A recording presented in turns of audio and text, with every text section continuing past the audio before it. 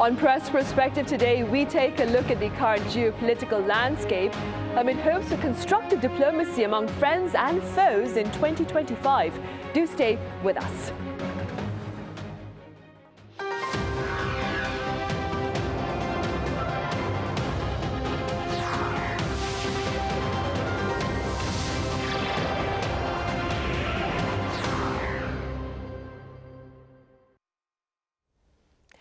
Happy New Year. It's January 2nd here in Seoul and you're watching the first edition of Press Perspective for this year. I'm Min Sunhee. Today we touch upon the potential foreign policies of our partners and regional neighbors as seen by members of the media as well as pundits here amid the start of the new year. For more on this, I have Kelly Kasulis Cho with the Washington Post. Kelly, it's great to have you with us.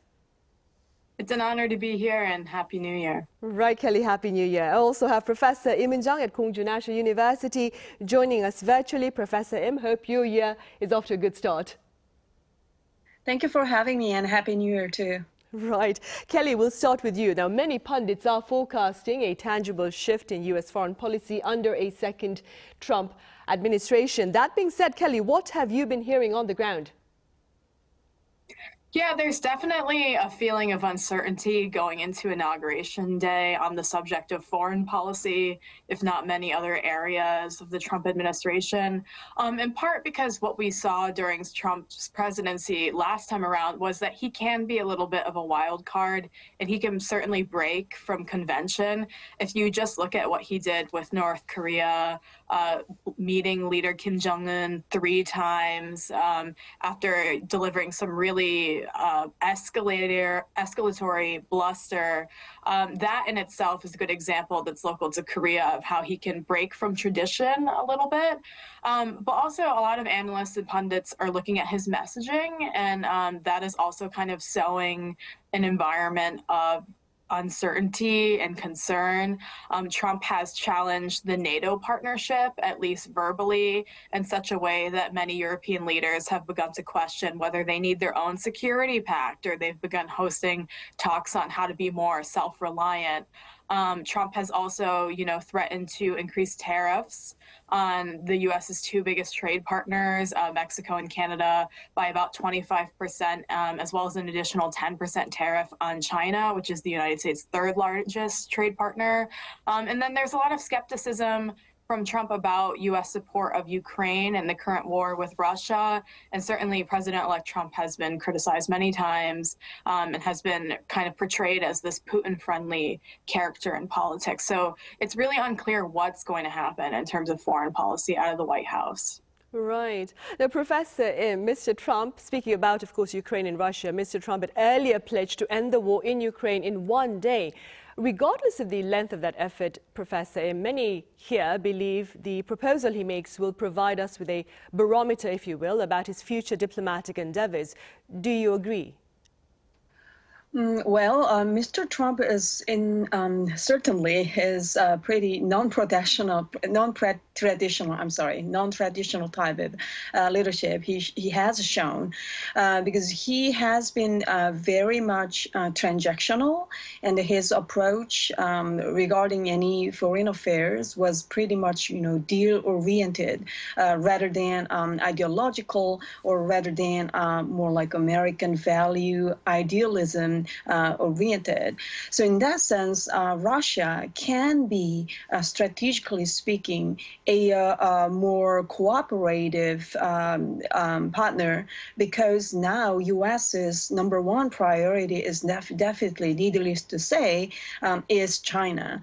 Of course, we can record the era of Cold War many decades ago.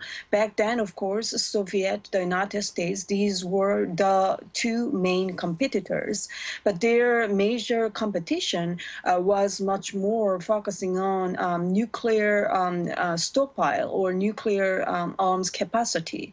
However, these days, China's U.S.-China competition is very much multidimensional. It is surrounding so-called key critical future technologies such as AI or climate change related green technology or space technology, of course, nuclear tension or nuclear arms race between the two is going more severe and severe.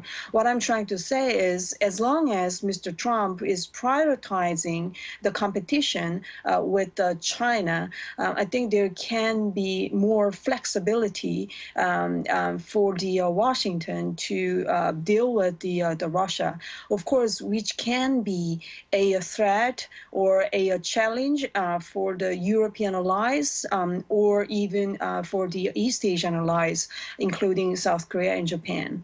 Right. And also on a somber note, Kelly, some believe the Trump administration may actually end up severing the communication channels that have been constructed between Washington and Beijing under the Biden administration. What do you suppose would be the broader implications of such a scenario? Yeah, well, first of all, I just want to say, unfortunately, the United States and China over the last few years have taken on an increasingly adversarial tone toward each other overall. And there is a sense of competition that's very clear from the White House and the State Department. So that's kind of the backdrop of what Trump is inheriting as he comes into the White House. Certainly, he's made no secret that he's not a particular fan of China or the current setup of U.S. trade with China, which I mentioned is America's third largest trade partner. And so the implications of a breakdown in communication, according to what I've read and what analysts have said, is really a fear that the global economy could break down. I mean, China certainly is an important trade partner for many countries around the world, including South Korea. There's also some concern that if communication continues to deteriorate, that there could be a misunderstanding between leaders that turns into a trade row or some sort of clash. Certainly what has happened in Hong Kong and China signaling over Taiwan is a source of tension as well with the United States. And so we're looking at potentially some regional instability as well as global instability if communication continues to break down. Now, it's not clear what Trump will do exactly because, as I mentioned, he is sort of a wild card and he even breaks from his own word sometime in dealing with foreign powers, as I mentioned, with what he did with North Korea, really ratcheting up tensions and then making the unprecedented move to meet with Kim Jong-un. So it's really unclear whether he's going to meet with the leader of China or whether he will try to engage once he's in office. But I mean, the implications are clear that a further deterioration of the relationship with China is not a good thing, probably globally or for the United States, at least according to analysts. All right. And against this backdrop, Professor Im, what can Seoul do to ensure constructive ties with Beijing, do you think? Yeah, as the other panelists, Kelly, already explained, Mr. Trump is pretty unpredictable, probably. However, probably within himself, he is trying to be sensical. Here, sensical means, again, that he absolutely prioritize those pragmatic merits or benefits for the country, his country. Which means, again, even though U.S. is very severely competing with the China, especially surrounding the future technology I mentioned earlier.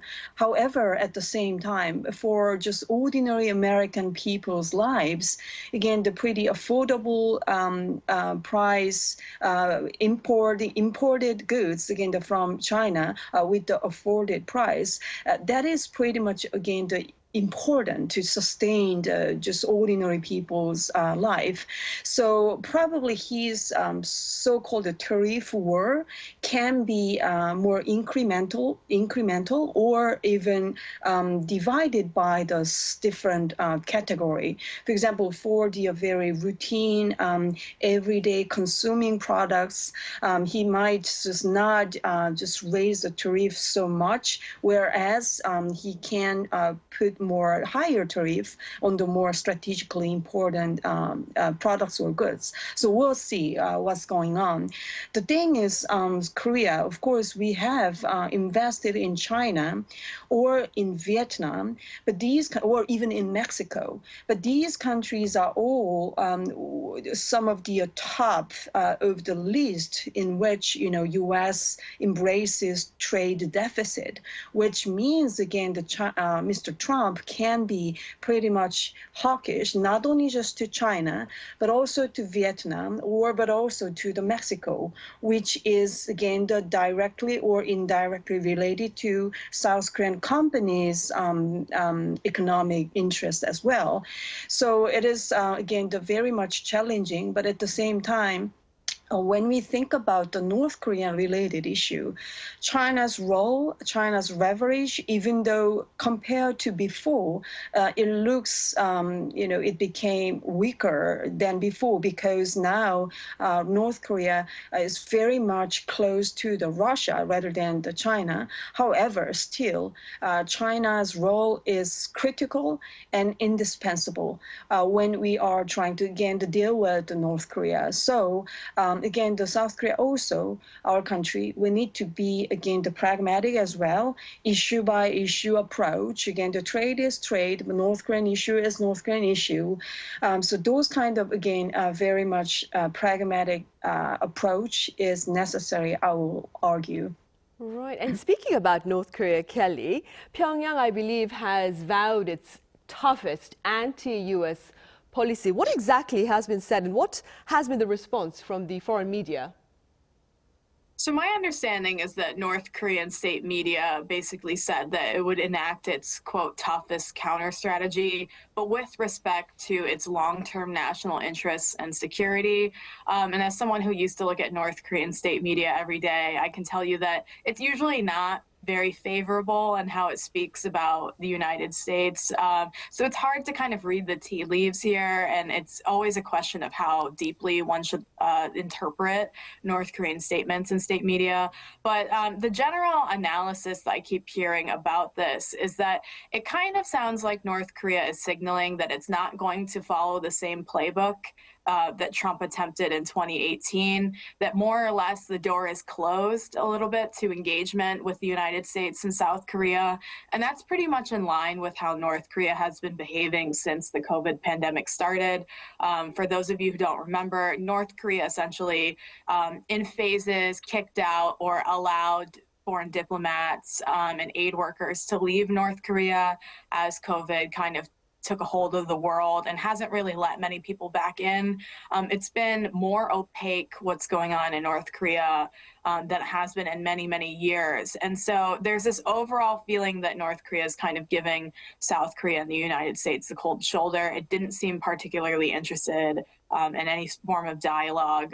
Its weapons testing has been ramping up a lot.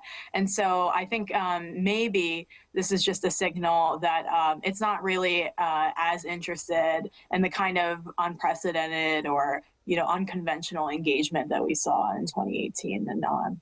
Right. And also staying here on the Korean Peninsula, Professor, there has been much speculation about the direction of future talks on nuclear weapons between the U.S. and North Korea. In what direction do you believe will such dialogue flow, if they do, of course, indeed take place? Again, as Kelly pointed out, the situation is very much different. Again, the 2018, pretty much, even though it was not that happy, rosy world, but still, compared to now, again, it was much more stable, which means, again, Mr. Trump was able to prioritize, focus on diplomacy with the North. However, now, again, the situation is completely, fundamentally different. The biggest issue is definitely the war in Ukraine. Again, this war is becoming, the total period is becoming the 3 years. It's dragged and then stalemate situations really ruined everyone. So definitely we need to fix this issue. And Mr. Trump also, I think he will prioritize this issue first compared to any other, because Middle East situation, of course, is bad. There are so many those, tragic scenes, and then again, I feel very, very painful too. However, again, compared to war in Ukraine, the situations in Middle East it looks like it can be, it can be more under control from, again, the Washington's point of view. Again, the war in Ukraine is definitely the most urgent issue. So if it focuses on that, again, now this issue is related to the Korean Peninsula as well, because again, the North Korea, they dispatched their soldier to Russia, and according to some information sources, it looks like they are even thinking to expand the dispatched troops again to Russia. So having had all these situations, resuming the dialogue with the Pyongyang, it might not be that easy for a while. I'm not saying he is not, again, Mr. Trump is not interested in resuming dialogue, or he is, has more like ignorant to the Pyongyang. However, again, I'm trying to emphasize the priority issue.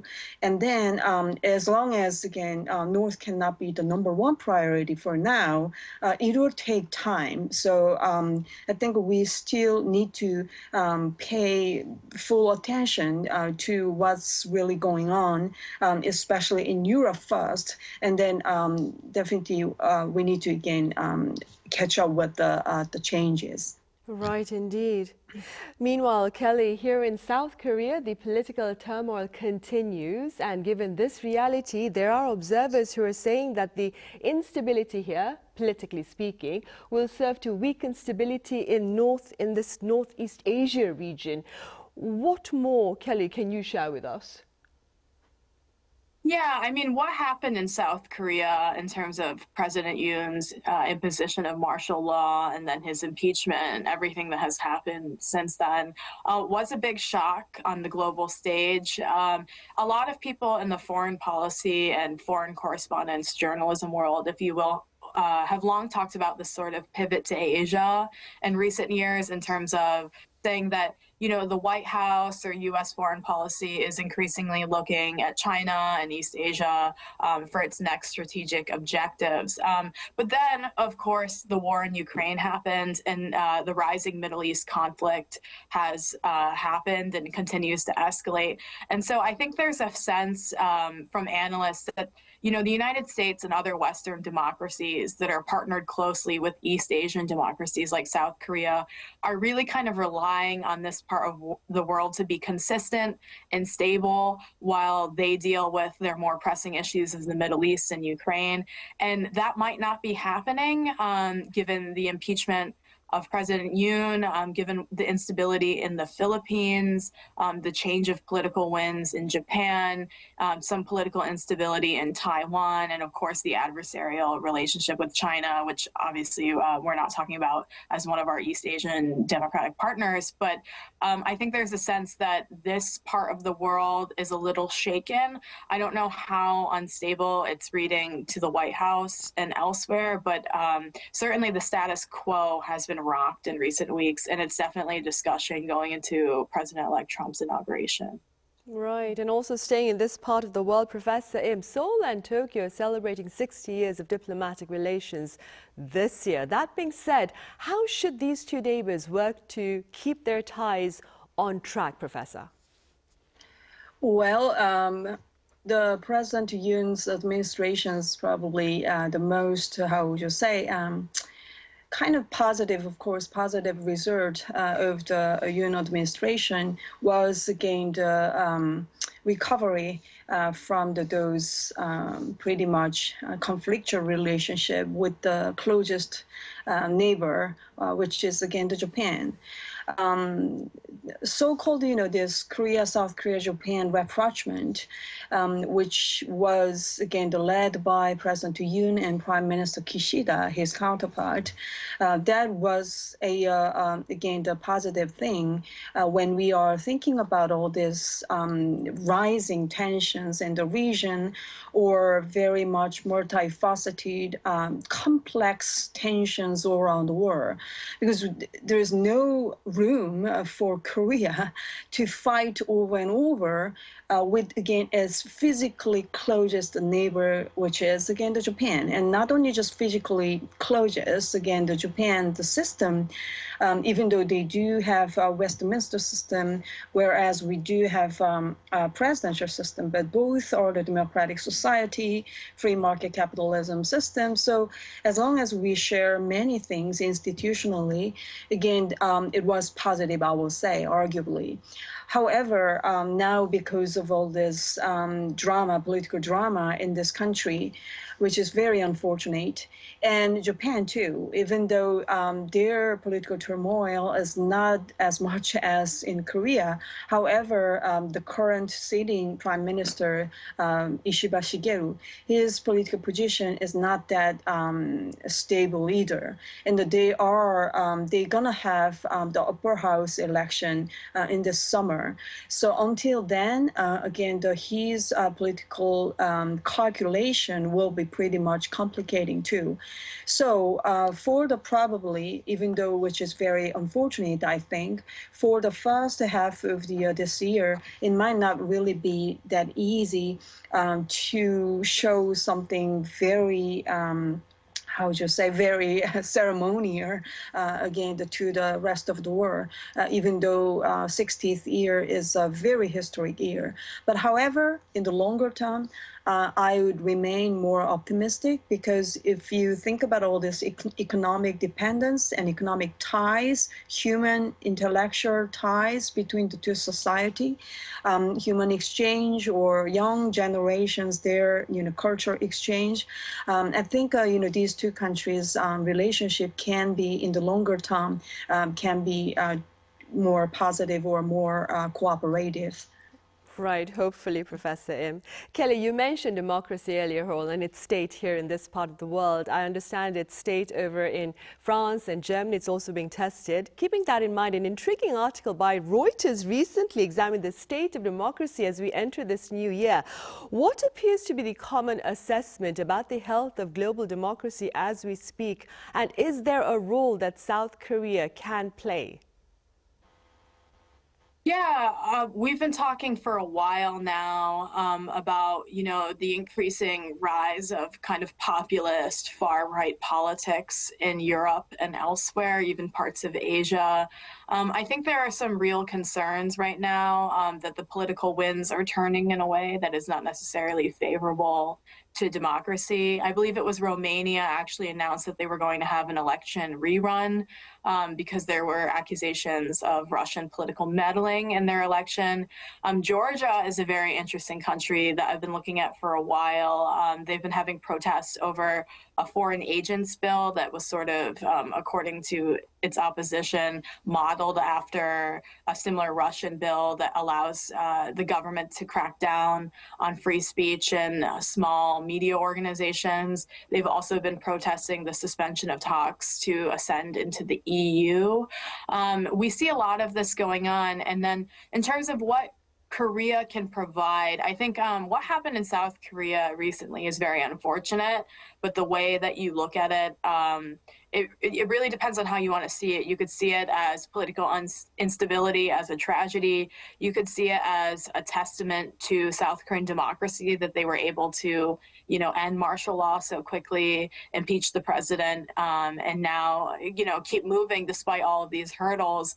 I think one thing as an American and a Westerner that, we can take as a lesson from what happened in South Korea recently as we look at these challenges to democracy is that all this seemed to happen in a fairly non-violent manner. I mean, the martial law basically bowed down to the political will of the public very quickly, who were also very politically active and able to protest in very short notice. And there wasn't much violence or any violence at all, really.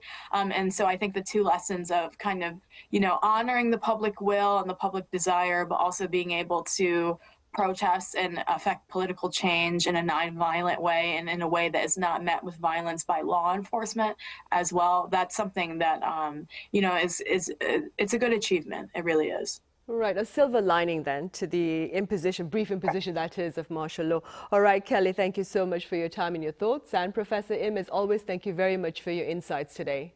Thank you. Thanks. Right, well, that is all the time we have for this edition of Press Perspective. We return same time tomorrow with a look at the economic landscape in the new year. Thank you for watching.